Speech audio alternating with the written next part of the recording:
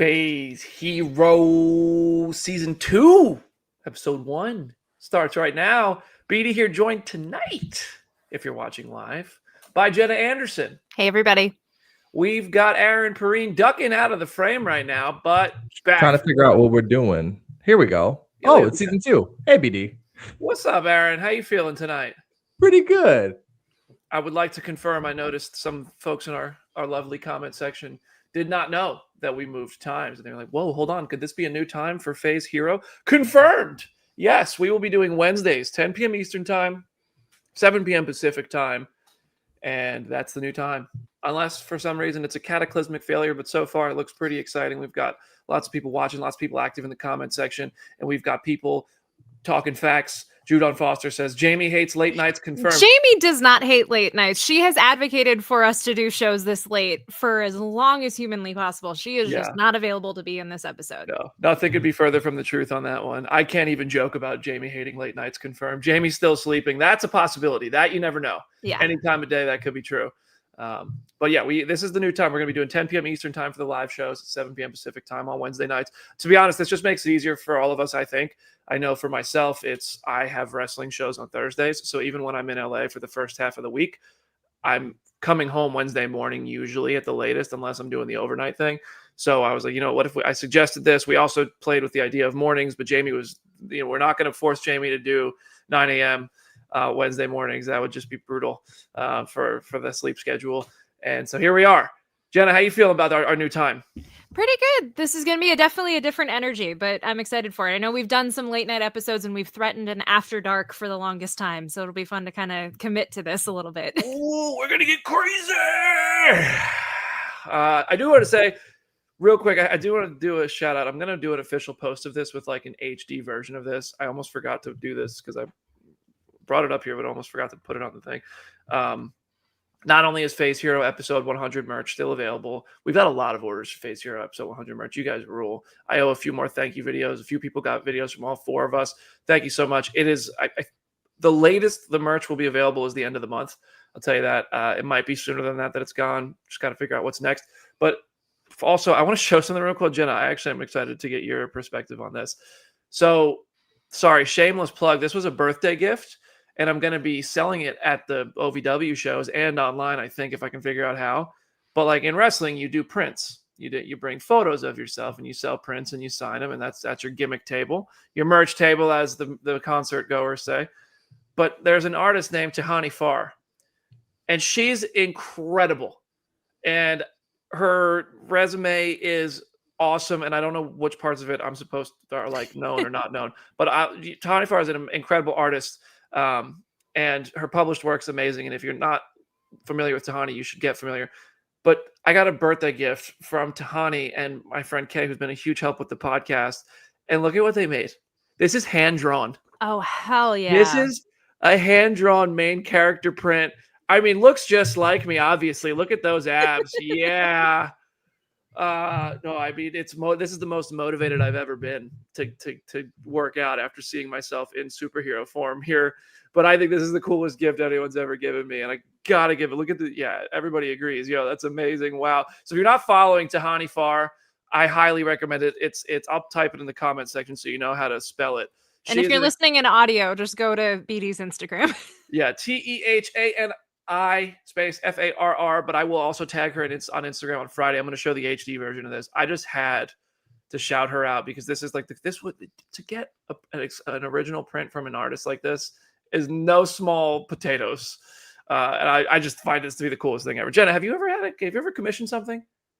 I like a couple sketches here and there at a con. I've always had dreams of making like an entire sketchbook and just getting different artists to follow the same theme. But I always forget to do it every single time that I go to a con. But like maybe next year will be the year.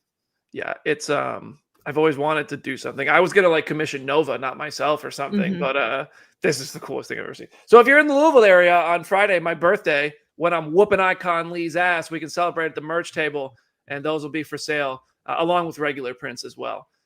But I just wanted to show that off because I wanted to give Tahani a shout out because that's like the coolest thing ever. And I don't know, I might be able to put them in the YouTube store or whatever. But anyway, that's it. We got a lot of Marvel stuff to talk about today. We got a lot of DC stuff to talk about today. I started season 2 and made it all about myself. I'm sorry. That's just that's main character energy, I guess, and turning heel. We got some rumors from the Marvel Cinematic Universe to share. We'll touch on them. They're the kind of thing that like sometimes I wish I didn't know if it turns out to be true, but we'll talk about whether we think some things are true. We got a pretty good dump of DC news because last week was the Infinity Saga rankings for episode 100. So there's some stuff that started to pile up that we need to talk about.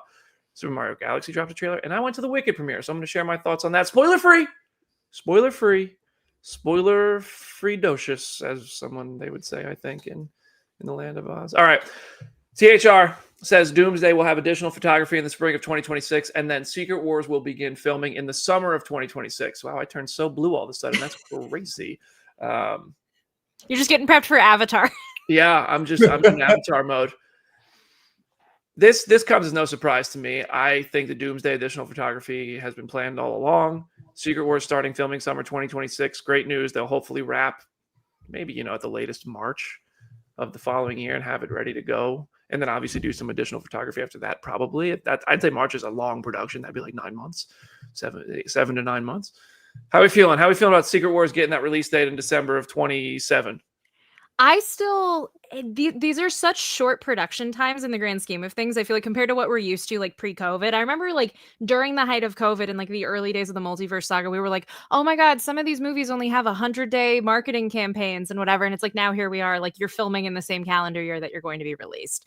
With these movies and how big they are, the level of VFX work and the level of spectacle that's going to go into it, I just hope that they have enough time to get everything onto the finish line. But I'm glad to hear that like they know when they're going to be filming. It just feels so odd given that the story of the MCU hasn't necessarily shown us where Doomsday is going to pick up in a sense. Yeah. Like Infinity War Endgame, we knew what we were getting with that story. Thanos going for Infinity Stones. Doomsday, like you can go read Avengers, or not Avengers. It's not called Avengers Secret Wars. You can go read Secret Wars and learn about the world Doom creates and all this stuff. But the MCU in live action and in animation, the connected version of this, iteration of the characters hasn't yet given us a clear roadmap at all of Doom other than this credit scene of Fantastic Four first steps. So it'll be interesting to see. I think the Secret Wars hype is going to be a lot more momentous once we see Doomsday and we have that better picture, and then people will be like, hold on, I want to see more set photos, I want to see that. I think it's going to start to rev up a bit. That's like how we kind of felt about Infinity War and Endgame. Wasn't there like a weird scooper report that we were getting a trailer soon, like some sort of teaser soon, and I don't know what happened to that. Doomsday. The rumor is December 19th is we're going to see the Avengers Doomsday trailer going with Avatar: Fire and Ash, which I find that like we did a show I think earlier that same day or the day before that, and I think I made a comment like I think the Doomsday trailer could come with Avatar, but that wasn't like an insider thing. That's just like it would make sense. That's a full year, but it's a Disney, the biggest movie for the rest of the year, maybe besides Wicked. Wouldn't you put your biggest movie for next year in front of it and advertise it? So that turned out to rumoredly be the case. All right, hey, let's start our new thing here. That's a rumor. I'd say maybe a report. I don't remember exactly where it came from, honestly. Rumor? Okay. Yeah. Avengers Doomsday trailer released before Avatar: Fire and Ash. True or false? I say true. I say true, but I think people need to set their expectations for a teaser, not a full trailer. Okay.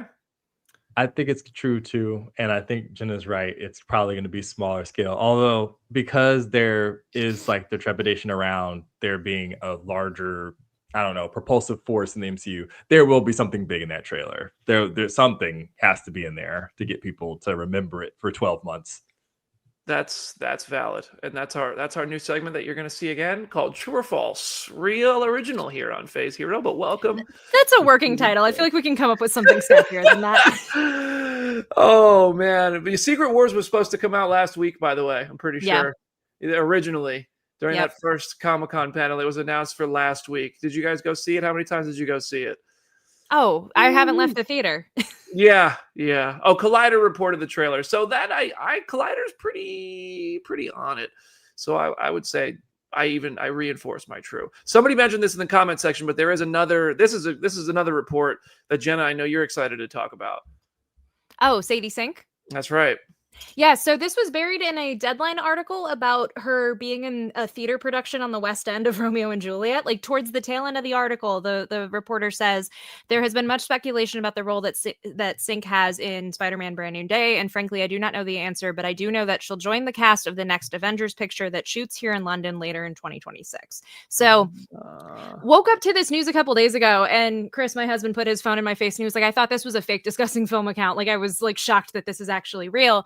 And obviously people have taken it and like really run with it because we still don't conclusively know who she's playing in Brand New Day. And so people are like, oh my God, this must mean that she's somebody of significance. But like by that logic, Jacob Batalon was technically in Infinity War for like 2 seconds. Like he's technically in the bus scene with Peter before Peter leaves and suits up and goes and does whatever. She could still just be like a random civilian in Peter's world and like still appear in this movie in some way. But at this point, I'm not ruling anything out. I the most fun way to take this is maybe she's Mayday Parker and she's Toby's daughter, and that's how we get the multiverse shenanigans. But I don't know. Like, what do you guys think? Yeah, I mean, I think it's true. Sadie Sink, she's Max in Stranger Things, is how people know her best. Is there anything else we know her from really well? I know her from a Taylor Swift music video, so that's not really funny. helpful here. Yeah. Yeah, so she's been well. And I'm still, don't tell me anything about if anything happens to Max and Stranger Things. I'm only halfway through season 3. I'm trying to catch up in time. I know. I didn't watch Stranger Things seasons 3 and 4. I'm doing my best. But I'm curious who she's going to play. I mean, I see a lot of Jean Grey floating around because she's got red hair, and that's pretty much but that seems too obvious, like too lazy of an assumption, honestly. It never turns out that way. And I don't know why she'd jump into a Spider-Man movie as that character.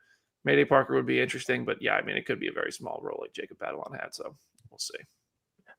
I don't know. These movies are so strange with like big talent. Like there are people who are, you feel like bigger stars who should play a bigger role in this, but then they end up being a random supporting character in one movie or whatever. So it's hard. Me and Jenna and Jamie, for that matter, have had a lot of fun with the wild, crazy fan casting around her and being like, I don't really see that. But now I'm fully wide open, whatever. We could all look silly. We have no idea. And it's going to be this with every single unconfirmed actor for the next 12 months. Cannot wait. We're going to get a lot of use out of it. We got to figure out what that true or false segment's going to be called, Brandon. We got to workshop this thing. My goodness. We're going to be doing a lot. TOF with Phase Hero. But she's like, this is just technically the only person we know in Secret Wars so far. Technically, yeah. Which First is cast ever. Yeah. Yeah, look at that. Yeah, Spider-Man stuff. It's shaping up. Anything for Spider-Man sells tickets. And Spider-Man Brand New Day finishing up. Yeah, supposedly, according to that same report from Deadline, Brand New Day will finish filming in mid-December. That's right around the corner. I hope they go outside again. It'll be a little bit colder, I feel like, if they do. So that's true. That'd be very New York of them, though. Who knows when this is set? Last time we saw Peter Parker, he was in a very cold New York City. So maybe that matters. I had something to ask you guys too about this whole thing, because once the Sync news happened and some other stuff, I guess we'll get to at some point, I was like, is Spider-Man Brand New Day going to be like the 4th most important movie of the multiverse saga somehow? And that's hilarious to be this late in the game. It feels kind of like that now. I'm like, this thing is way more important than maybe I believed 6-7 months ago. Yeah, I agree with that, just by virtue of like, we haven't had a lot of setup elsewhere. And especially now that we've pivoted kind of what the story is about, I think they're going to use any movie or any TV show that they can, but the TV shows in the immediate don't really have anything to do with it. So yeah, I think they're absolutely going to use Spider-Man to like tie in as much of this as possible because they need to. Yeah, I think as we get closer, the ship turned. It is turning away from Kang and it has turned to Doom. So obviously I think Fantastic Four then becomes a part of that. I think Spider-Man is the last movie before it. So if it's not important to it, I don't know. You know, I want Spider-Man to stand on its own, but like I also need these stories I need a roadmap to Doomsday a little bit. And I don't think that's going to happen in Daredevil Born Again season 2. I don't think that's going to happen in Wonder Man. I don't think that's going to happen in a lot of like X-Men 97 season 2. So if it's not happening in Brand New Day, then we're going into Doomsday with what we have now essentially, and not a lot of story progression. And it's a huge pivot. So it doesn't need to be like this big, huge prologue to Doomsday, but hopefully something. We have our next true or false, though, and it's one more Spider-Man topic. This is a big, hot rumor that hit the internet this week. So big that we couldn't ignore it. It's the kind of thing I wish I didn't hear. But it's this kind of thing where if you listen to Phase Hero, I'm assuming your feed is filled with a lot of the same stuff our feeds are. True or false? This rumor. Tobey Maguire is going to be Spider-Man in Avengers Doomsday. I'm going to say false. I think he's in Secret Wars. I think it is all but a guarantee that he's in Secret Wars. I think if he's in Doomsday, it is like a post-credit scene or an ending. Like, I do not think he is a major player in that movie, also because we have so many other characters in there already. But I think it could be true. It could be false. I'm going true just because I've been on this train for the entire time, and why get off the craps table now while things have been going well? I remember a report from like 3 years ago, like right around when No Way Home came out, about how much money they offered Toby to come back for this thing. And I was like, that seems like an amount of money that is not for one movie. That seems like a multiple movie situation. And at the time I was like, this is probably for Secret Wars too. You know what I mean? To like kind of get him in the fold. But I'm not going to turn down older Spider-Man, youth pastor Spider-Man showing up in this movie. I just hope that if they bring in these other universes, it's not just to kill them, if this does turn out to be true. And I also, if you bring in Toby in Doomsday, I really think universes are going to get wiped in Doomsday. And with it, a lot of characters. I think you're insane if you don't give us the Robert Downey Jr. as Iron Man, Hugh Jackman as Wolverine, Tobey Maguire as Spider-Man moment. That moment has to happen. That is happening in Secret Wars. Yes, and that's not a Doomsday moment. That's a Secret Wars moment. So I that's why I say if he is in Doomsday, it's probably a small part. If I'm getting this, and I'm completely uninformed on this, I'm going to be honest. This is not me withholding. This is not me knowing. I don't know. I just think he's in Doomsday, and I don't think he's in. Or I think he's in Secret Wars. I don't think he's in Doomsday, in any meaningful way, anyway. But I could be wrong. I could be totally wrong. People are there. There's more people talking about whether or not they're in it. Elizabeth Olsen opened up to the playlist. She said, I want to see Scarlet Witch return. What they've done with her is really great, and I love the journey she's taken. Ki-Hai Kwan to the direct. Our boy, what was his name? Obi. Oh my God, Obi in Loki season 2, absolute legend. He was saying, I know a lot of actors in the MCU family. They get asked this question a lot. I mean, honestly, I would tell you yes if I knew. I don't know, and that's a genuine answer. I'm not lying, but I'm really happy Loki is in it and back. Fingers crossed that we get to see Ouroboros more in future projects. But for Doomsday, no, not yet. Taken true. And Josh Brolin was asked by Entertainment Tonight if Thanos is coming back. Well, could also be back as Cable if they do the old Fox switch like they did with Chris Evans once upon a time. But he said if Joe Russo comes to me, which he may have, I don't know, and has an idea, then I might acquiesce probably pretty quickly. So I think we'll see Thanos in these movies. No fucking chance we don't see Thanos get his spine ripped out. Yeah, I was about to say, I mean, we've talked about BD's least favorite Thanos panel that is probably going to happen. If, like, the light show that they had for Secret Wars all but confirmed it. The multiverse saga hates Thanos so much. Like, who has died more than Thanos in the multiverse saga? That synthetic droid in Predator. Yeah, I was going to say Tony's pretty close, and just in What If deaths. They literally said, "Who are BD's 2 favorite characters in the MCU? Kill them all over and over and over again." No, I think, but I do think we'll see Thanos again. I think that's a big. When the Russos were first announced, remember, I was just like, I think it's because they have a good relationship with these actors, and they can get people to come back too by their involvement. I think Josh Brolin clearly likes the Russos. And I do think that, I mean, it'd be crazy not to have Thanos, I think. I also think if you're going to easily speedrun how quickly Doom is a formidable villain, like having him fight Thanos and be more powerful than Thanos is a really easy way to convey that to people. It's also the way that Josh Brolin answered this question. He didn't have to answer it that way of like, maybe he did talk to him. I don't know. Like, that sounds more cagey. Whereas, like, I believe Ki-Hai Kwan genuinely being like, I am not in these movies anytime soon. Yeah. Well, we do have some exciting news that is basically a confirmation, and this comes from Ryan Coogler. Black Panther 3 is Ryan Coogler's next movie. That's exciting. We finally made it. God. As soon as all the Denzel stuff happened, I was like, there's no way this movie is at one of the weird nebulous dates. Me and Jenna on our dartboard of what titles are going to go in these two slots in between whatever in like Doomsday and Secret Wars or whatever the first movie after it was going to be. I'm like, I feel like one of these is Panther 3 and I don't know what the other one is. I have no clue. So it's nice to have him back. It's nice to be going back to Wakanda in some form or fashion. Who knows what it's going to look like, but that's going to be really fun. I think like riding the high of Sinners is the best way to go with this. Like obviously they're working on it. Like we don't know exactly the extent of it, and I'm sure he won't be really working on it until that Oscar awards push is really over. But I'm like glad to see that it is moving forward and that there is momentum. I'm very curious, like Aaron said, what exactly that looks like who is the Black Panther, what role Denzel has in this, where this fits in the multiverse saga and whatever's after that. But like I'm excited that we're here. Yeah, I think this is an obvious choice to put between the two Avengers movies, like an obvious good choice. I think the other one, if there is one, is maybe Doctor Strange movie. Mm-hmm. But then again, who knows anymore with how some of these, like the order of release in the MCU is going. Black Panther 3, though, I mean, especially if they have Denzel, come on, that's going to be good. That's going to be good. Coogler just doesn't miss. When has Coogler missed? And Michael B. Jordan's in the movie because when has he ever made a movie without Michael B. Jordan? The answer's never. So we'll see what way the multiverse brings Killmonger back. Yeah, we'll see how Killmonger comes back again, and none of us will be mad about it. We did get a new photo from Daredevil Born Again. I think it was with Empire Magazine. The double D's are looking good on that man's chest. Hold on a second. Pause. I'm talking about the logo.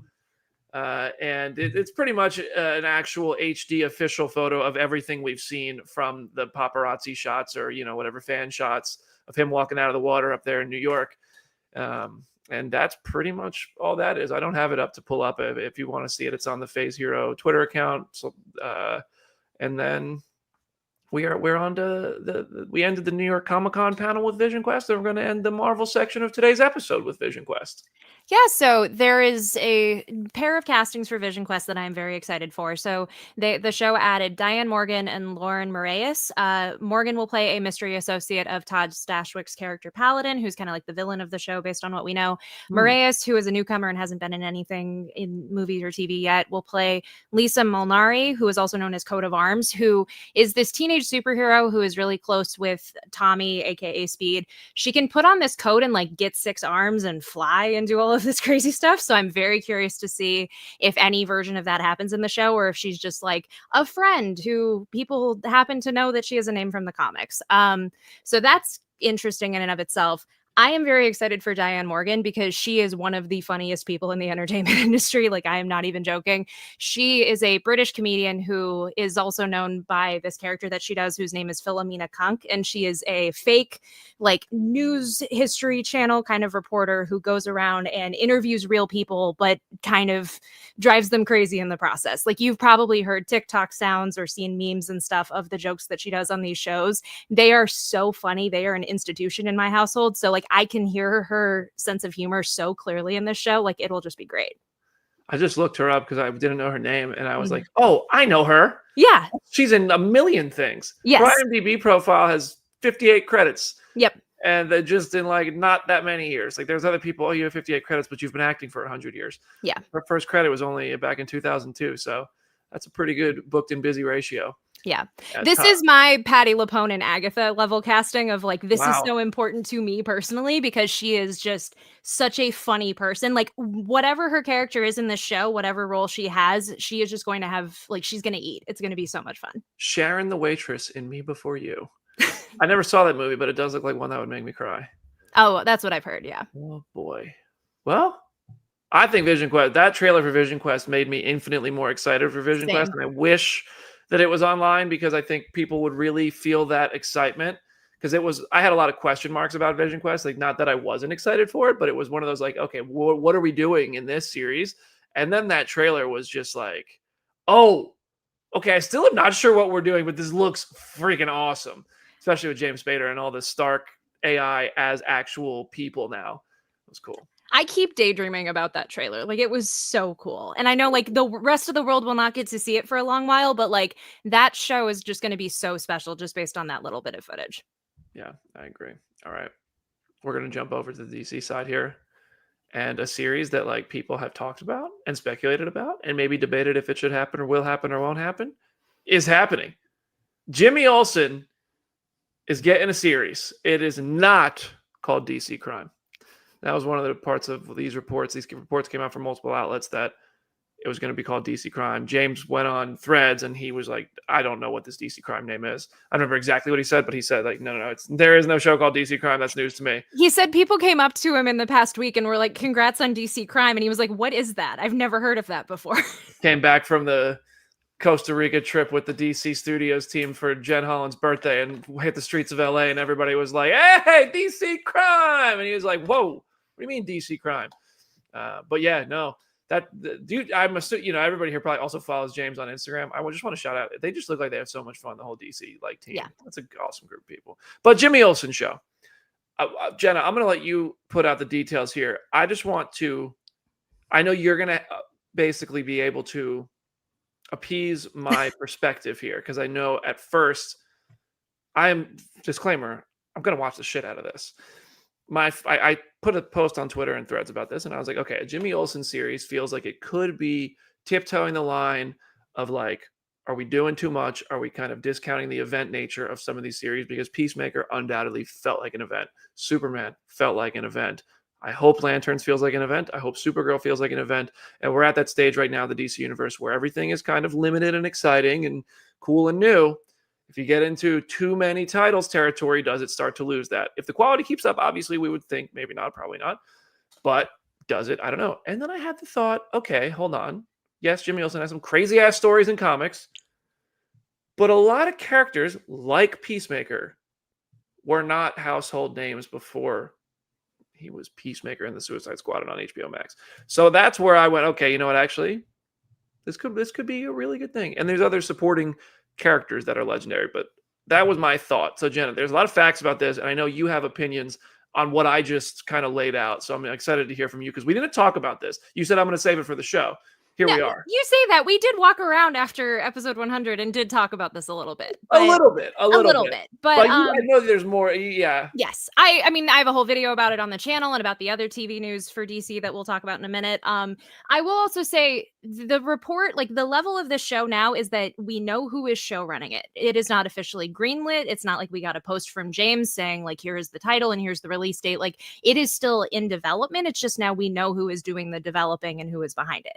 And so that is Dan Peralt and Tony Yacenda, who co-created American Vandal on Netflix, which is this 2-season mockumentary. Like each season is an anthology, and it is kind of taking like a serial making a murderer approach to like petty crimes at high schools and stuff. Like it's very funny, very ridiculous. As soon as I saw their names, I was like, I can see the vision here. And so the show is a mockumentary following the Daily Planet crew, minus Clark and Lois, investigating supervillains, with the first season centered around Gorilla Grodd. So to your point about the eventness of it all, I think having Gorilla Grodd there does still help make it an event. Like we know he exists in this universe. We got him in Creature Commandos. Like he is a massive villain, not only for the Flash, but for the entire universe. And I think like having this mockumentary lens and having Jimmy and Cat Grant and Steve Lombard and all of them kind of investigate him, I think is such a fun hook to like show us what these villains look like. Yeah, I think you're right. I think this is going to be one of the most enriching stories from Metropolis and its characters that we could have, and I'm for it. I mean, I'm gonna watch it. I think it needs a good title. I think they should just call it The Daily Planet.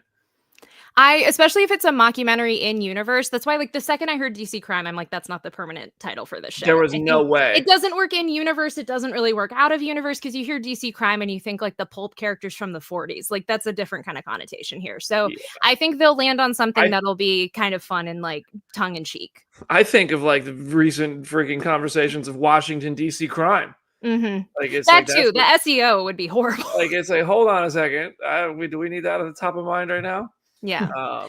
I will also say with Jimmy and with Grodd, Jimmy has a long and winding history with the monkeys of the DC universe. Like he married a gorilla at one point, and then more recently that gorilla is now dating Grodd in the comics. So like there is precedent for Jimmy. Like you kind of said, you can pick any weird scenario you could possibly think of, and I guarantee you it has happened to Jimmy Olsen in his run in the 70s. He had a comic for 20 years, which is unprecedented by today's standards, and it soft launched the New Gods, and it had all of these crazy crazy crossovers and it turned into a gigantic turtle. So it's like anything is possible in this show. And I feel like it's going to be so much more than just them investigating Grodd. I I remember don't know when if Jimmy people also. feel it through the screen, but like Jenna could be slipping in stuff where she could be lying about these characters. I would just I'm believe not it. lying. The turtle. I know you're not lying. I know that. I could mention that there is a canonical crossover with Don Rickles, which is a reference that no one on the show really knows, the old comedian from the 80s. Yeah. That is categorically a true thing that happened when Jack Kirby wrote the Jimmy Olsen title. Like, it is the weirdest example of what comics were like in the 60s and 70s. Like, it's so much fun. I think all of them will be better than when he was in the CIA going to Nairobi. V for Vendetta's getting a show as well. It's in development. I mean, maybe getting a show. It's in development at HBO Max. Or HBO. All right. Well, is there a difference? I mean, categorically. Is there? Like, what is it? Is it HBO is like the linear TV network, whereas Max is the streaming stuff. Oh, I wish we would go back to linear. I wish we would go back. Call me Unc, but I wish we would go back to linear. Pete Jackson from he wrote Somewhere Boy and The Death of Bonnie Monroe, neither of which I have watched, and he is not Peter Jackson of Lord of the Rings fame. This is Pete Jackson. That's who's writing it, and I mean, personally, I think V for Vendetta is a movie that's one of those. It's like, do we need another? But maybe right now, it's a message that could be, not bad to be following. First of all, I added the Peter Jackson bit because the second I read the headline initially, I did misread it as Peter Jackson. And I was like, oh my God, he's doing TV and he's doing that. That's insane. And then it's like, no, it's a man named Pete Jackson who, based on what I can tell from his filmography, like he seems like he'll have an interesting take on this. I think with V for Vendetta, I feel like this is a very similar scenario to Watchmen, where you can take what was in the original text and just kind of expand on it even further, like just by making it a TV show, just by like making it a little bit more modern. I think the movie is great, but it really still scratches the surface of the source material in some ways. And that book is always in print. Like, you can find a million copies of it anywhere. Like, they have the $9.99 compact edition that you can go get right now. So I think like it is a smart way to kind of drive people towards that book without just trying to make a new movie. I think it could crush it just as like a prestige HBO show. I think so. It's a perfect prestige HBO type of show. The only reason I didn't have a more visceral reaction to this because I was like, well, I did roll my eyes when they announced Watchmen, and that was freaking amazing. So like, you got to just hold your horses and see what they put out, because I was like, do we really? But I was like, oh, well, you know what? And that was really good. HBO produced that too. So yeah, how often does HBO Max or HBO miss? Exactly. They really do put out good stuff. Let's be honest. Me and the 5 Minx fans just sat in the corner, Oh, yeah. The Wrap confirmed Brainiac is going to be the villain of Man of Tomorrow. James also posted like the blue green, like that yellow like color image that I think was like the brain stuff. It was like a teaser that sort of people theorized on, but yeah, so Brainiac's coming. There was a rumor I saw picked up a lot of traction that Dave Bautista was going to be Brainiac, and I'm pretty sure James shut that down already. My favorite thing is when he shuts down like Rooker being cast as somebody. It's always either Rooker, Alan Tudyk, or Batista. He is very quick on threads. Like, there was one that was like Rooker's cast as Damian Wayne, and he's like, "How did you know?" Like, he always just loves kind of shutting that down, and it's funny. Here's the thing, though. Dave Bautista as Brainiac. I'll be honest with you. Hugo Strange is who I would want. If we're going to pick a bald villain that he could, like, him in the tiny glasses in like some Arkham setting, I think would be really fun to see. I could see a Batista Brainiac though, especially now he's like thinner. He's just shown his range, like not at the cabin Dave, but like with current physique. I don't know. I could see it. But yeah, no, I'm pretty sure James debunked that one pretty quickly. No. So, in speaking of other things that were debunked, that caught traction on the internet very quickly. So Pierce Brosnan did an interview with GQ and talked about DC stuff a little bit. He confused people because it made it sound like his Dr. Fate was coming back. He said, quote, "I've never banged down anyone's door. I mean, I know they know where to find me. I've heard that Dr. Fate was going to have his own show or his own movie. I've heard that he's going to be in the next Superman." So people took that and run with it. And because, Man of Tomorrow is kind of a mystery box at this point. They were like, is he going to come back as Dr. Fate? James debunked this on Threads like within hours and said he's never heard a Dr. Fate rumor. I interpret this that he probably was thinking about what the regime was like before the DCU of Absolutely. like the Black Adam sequels, the potential Henry Cavill Man of Steel 2. I know at the time there were kind of rumors of like all of the Justice Society could spin off into their own thing. I think that I don't expect Pierce Brosnan to be well versed and well caught up in what's happening in DC anymore. So I don't think he's aware of Man of Tomorrow and of Superman and anything like that. I also think because people thought that he was maybe in the Hall of Justice room or mural, that he might have taken that and heard about that and then been like, oh, that's me in the Superman movie, but it's not him. I'm right there with you. I mean, I know what the plans were after Black Adam. They had a lot of spin-off plans. They had a Man of Steel sequel plan with Henry, and they had a spin-off movies with the characters they introduced in Black Adam that they were developing. And I don't like Dr. Fate was not a character that was getting a movie, but Man of Steel 2, or whatever you would call it if you consider Batman versus Superman and Man of Steel 2. But there was another Man of Steel obviously on the way, and that was what they were planning to do. And I could imagine that this is just what Pierce Brosnan heard about. I don't think Pierce Brosnan has heard that he's going to be in Man of Tomorrow. This was, I think, taken by people to mean he's coming back because we loved him in Black Adam. I think he was great. I think Pierce Brosnan's awesome. That's my James Bond, if I'm honest with you, just because that's the one I grew up with and I played GoldenEye. But no, I think this is about the old plans because, like, the Hawkman movie they were going to do and other things like that never ended up happening. This was probably amongst those conversations instead of now, I don't think. Yeah. Which is a bummer because I think he's great, but that just opens the end. Oh, I think we'll get another Dr. Fate one day and hopefully they'll be great. Absolutely. I wish that him and Aldous could get another crack at this thing and not that movie. Black Adam is overhated. I'll say it. Black Adam's overhated. Not a phenomenal movie by any stretch, but I just think The Rock gets so much heat from the internet for everything he does now. I don't know when it became so cool to hate on The Rock, but I do think Black Adam is an overhated movie. Personally. I think I agree with you, but I think it's just the casualty and the proximity of where it was in relation of everything else that was happening around it. Like, lest we forget of like that movie premiered and then James and Peter were announced within a week of each other. Like, it is a very short timeline with which things very quickly changed. And I think that movie got caught in the crossfire, but it is a good movie for what it was trying to do. And I agree, like he and Aldous are great. I do think what happened with Henry Cavill after Black Adam sucked, both for fans and for Henry Cavill. That was a bummer. And I'm a fan of Henry Superman, and I know him, but I love what David has become with Superman. And, I think that was a no-win scenario, and I think a lot of that was happening for, like, there were different cooks in the kitchen, and they didn't even realize they were in the kitchen at the same time, and then something had to change, and that was how it ended up happening. Alex says the hate comes from that nonsense. The nonsense of that WWE storyline. I'm assuming you're referencing when he became the final boss. The final boss is the best iteration of The Rock's wrestling career, in my opinion. I think that's the best work The Rock has ever done in WWE, maybe besides Hollywood Rock or I don't know. I would argue that. And that was the best road to WrestleMania we ever got because it blended reality with what was happening in the writing room of WWE.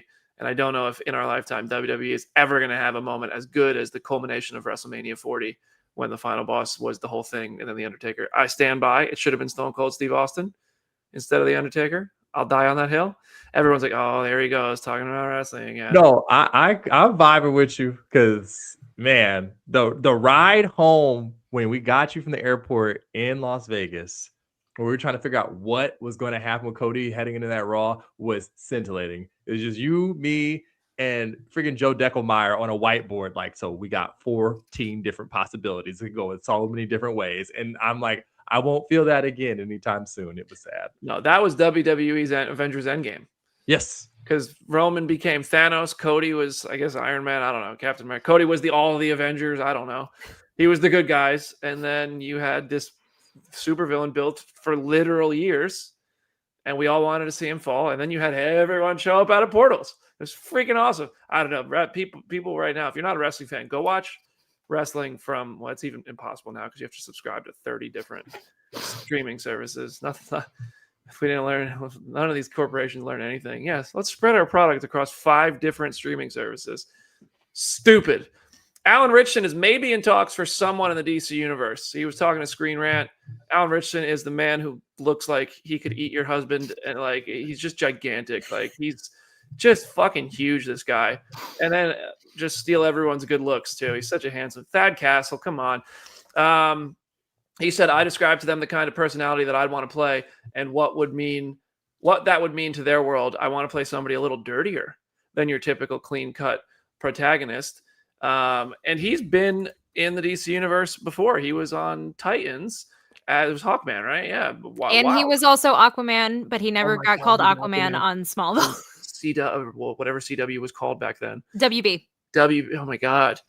That's great. I forget about that. He was great as Aquaman. Like if you needed to picture what Aquaman was going to look like around 2005, 2006, like Alan Richardson's performance there was pretty top notch. Like it's exactly what you needed right then.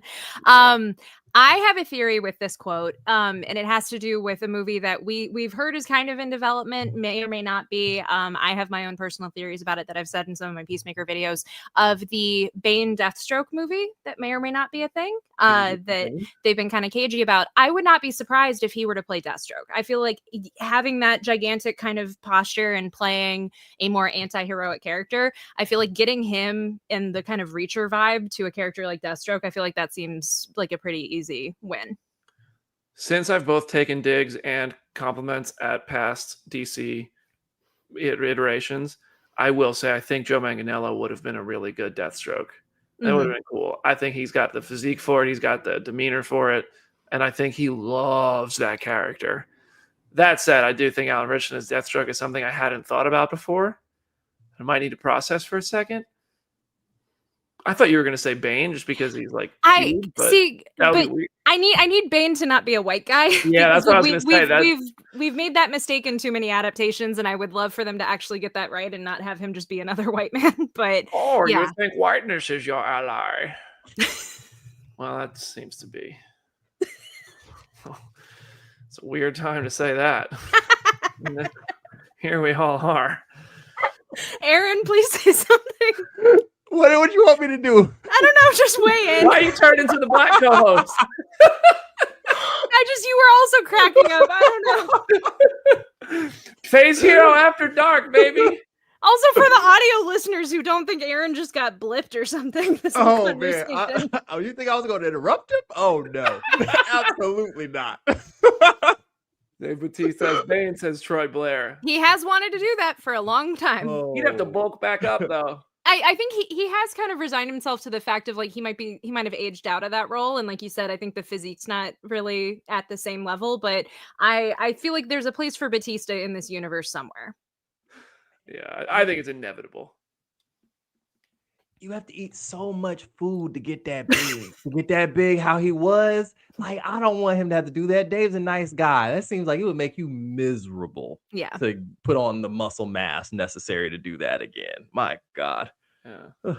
All right. So now we're done. That's all our Marvel DC stuff. If there's anything else you guys want to talk about from the Marvel and DC worlds, drop it in the comment section. We got a few other things to talk about. We're not going to pull this up. We'll share our reactions to it because we will get the old strike on YouTube. But Super Mario Galaxy dropped a trailer. I haven't played the Super Mario Galaxy game all the way through. I've played it a bit. It is a lot of fun, but it's like hopping world to world. It looks like this is very, very loosely based on the game by the same name. Little tiny Bowser was adorable in this little tiny castle.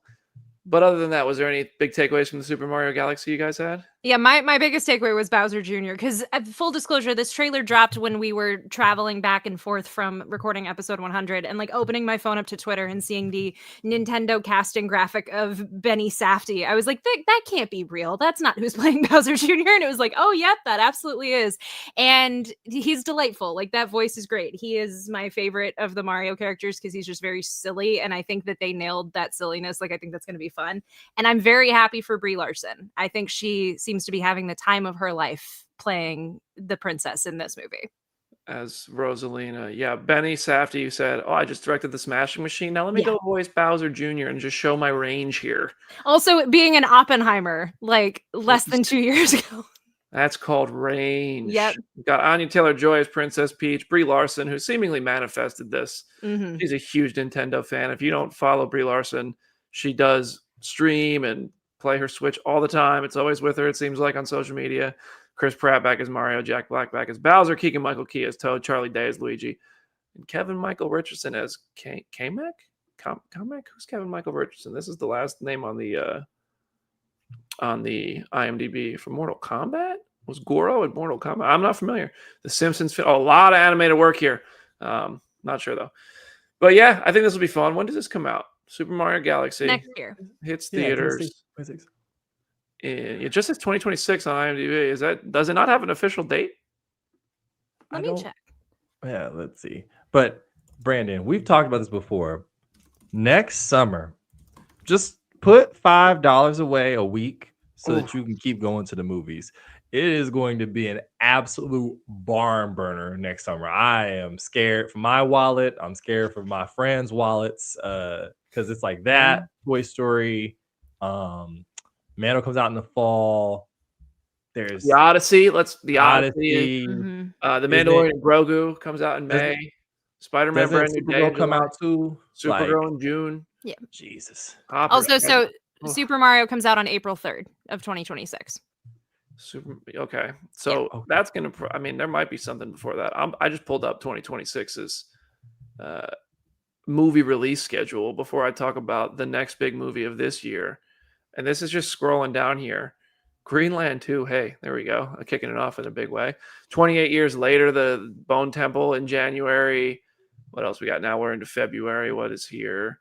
The Bride is in March, and I'm very excited for that. The Bride, Scream 7, Hoppers in March. I've heard really good things about Hoppers. I think Hoppers is going to be really good. Project Hail Mary, I wish the trailer didn't show me so much, but I'm not watching anything else for that movie. I'm just watching the movie. Super Mario Galaxy, April, June. Here we are, Ready or Not 2. The Mummy. Wait, The Mummy. The what? So that's not the Rachel Weisz and Brendan Fraser one that we were just talking about. That is a more like kind of like the Invisible Man with Elizabeth Moss kind of movie, like a very kind of cerebral, artsy sort of mummy that Universal is doing. Interesting. And it's got May Calamawy in this. Is that the same person from Falcon and Winter Soldier? Moon Knight. Or Moon Knight for Scarlet Scarab. Yeah. Mm-hmm. Yeah. Oh my God. Wow. There's so many MCU shows. I'm forgetting where the characters debuted. That's not like me. Dancing Dog 60. What's up? I want Batista as Highfather, and I want Newsboy Legion to show up in the Jimmy Olsen show. I think we've gone through the Alan Richardson as Orion thing before. I think you brought that up previously, Dancing Dog 60. Thank you. That is a pretty popular fan theory because Orion is kind of a presence that could fit with. Also, because people have thought about Orion and Peacemaker's helmets and like whether or not they have something to do with each other because they do look very similar. And it would not be completely far-fetched to say that he's getting his helmets from Fourth World. Interesting. Jenna stays ready. Jenna stays ready. Derek Goodman Jr. said, "What's Hoppers?" Hoppers is a Pixar movie. Honestly, I've only seen the trailer from D23. I think there is a trailer released online for it, but it drops March 6th, 2026. And it's about like humans getting into the life of animals, basically. And I think it's going to be this thing where we're going to see animal perspective of how humans treat them and how they live and stuff. And I think that's like they're able to scientifically Freaky Friday with animals. Yeah. And I think that we're going to be able to switch that experience and how we treat animals and stuff like that. And if you like Guardians of the Galaxy Volume 3, maybe this is the sort of Pixar movie that you might end up liking. I think it's going to be really good. I've heard really good things. Do a 2026 hype rankings. Eric, thank you for the $4.99 with that comment. Absolutely, my friend. That's coming in January. Don't you worry about that. That is coming in January. You better believe it. All right. Well, we kind of just touched on the beginning. Well, let's not get too far ahead of ourselves in 2026 with these movie releases. Wicked for Good is the next big movie on the docket. I'm the only one who's seen it. Yeah. Which is crazy. If you told me 2 years ago that, like, okay, one of the four of us is going to get to see Wicked before everyone else, and it's going to be Brandon. I've still never seen the musical. I'm glad I didn't see the musical because I had no idea what was going to happen in this movie. So I got invited to the premiere in New York. I flew up by myself. I was like, I'll know people there. Let's go. This was an interesting experience because I was in the Overflow Theater. So it kind of was like just getting dressed up to go to a movie with other people who were dressed up. And I was actually nowhere near the people involved. Like we were in a whole other theater and we actually watched the cast and director introduction on our screen broadcasted from the theater basically across the street, which was an interesting experience. I was like, I'm here to make content. That's my job literally, is to make content about this. How do I do this without being near anything? But that said, it was a really fun night. I saw a lot of friends. I was not the only person in the other theater. I think they had over 3,000 people at this thing. So they had to put people somewhere. I'd rather, be able to go than, not go, whatever. I appreciate the invite. It was really cool. And I got to see the movie. And I got to say, these fucking Wicked movies, man, they're so good. They are so good. Jamie and I have been sitting like moms on Christmas morning, just waiting for you to get to what happens in this movie. And like, again, obviously we're not going to talk spoilers. Like we will save that for a separate episode, but like, I have been waiting for your reaction. Yeah, it is fantastic. Now I'm going to say this. The first movie, there's a lot of debate. Which one's better?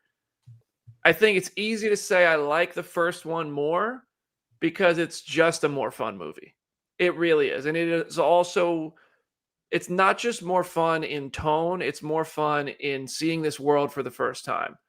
The world building, the set design, the Oz, Shiz, the costume design, Glinda with Toss, first time I ever saw that, Elphaba's story, all of it. I think the introduction to those characters was thrilling in itself for me and very fun to see. And then, of course, the tone of it is very fun. And I guess those of you who know the musical probably expected this. This second movie, For Good, is much heavier. And there's less world exploration and less world building because the world building was done in the first movie. There's a little bit more, but there's much more character focus in this one, especially with Glinda and Elphaba, but also with Nessa, with Bach, with like, there's stuff that happens with everybody that I was like, wait a damn second, hold on. And there's also like Wizard of Oz stuff that I was like, what the front door is going on here? So I got to say, there's actually one sequence that I thought John M. Chu did a particularly phenomenal job directing.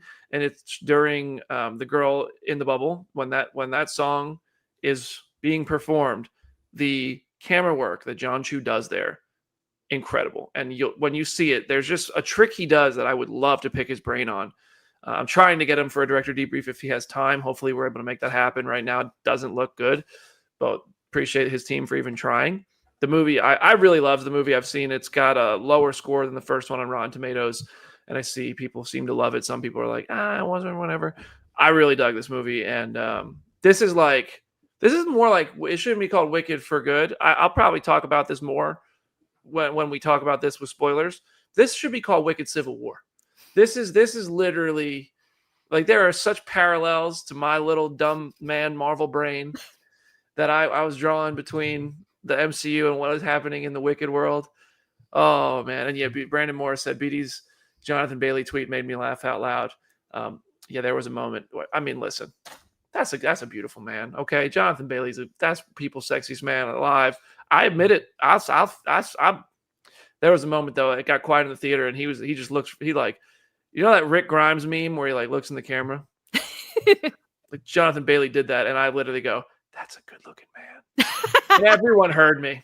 I didn't even, it just happened.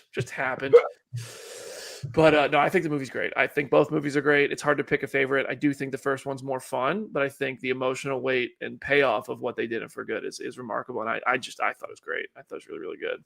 So your excitement is infectious. Again, I cannot believe we're even here that you are that excited. I rewatched the part 1 last night and we're going on Friday and I am so excited. Yeah, highly recommend watching part 1 before this, guys. It's very important to the story. They are very much 1 6-hour movie or 5.5-hour movie, whatever it is. I don't know. But yeah. Okay, Stamina MC. I know you're in London and it's like crazy hours over there. PD basically said he can get it. I mean, Jonathan, you're not going to not. Anyway. Face Hero After Dark. I'm just letting it be known. Your camera went blue again? Just like, what about it? Did.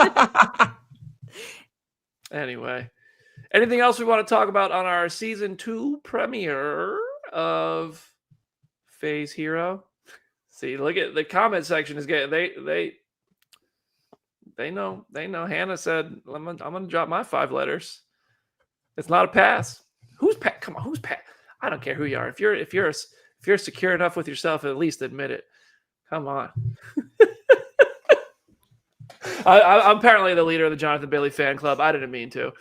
It happens. All right, y'all. That's our show before it gets too off the rails with Phase Hero After Dark. Thank you so much for hanging with us. Aaron, any last words for today's show? Oh, thank you guys so much. I've enjoyed seeing your screenshots of your reaction to the rankings so much on social media. It's been very, very funny to watch you very silently and sometimes not silently judge us. You can find me at How to Watch Free TV. Big week going on.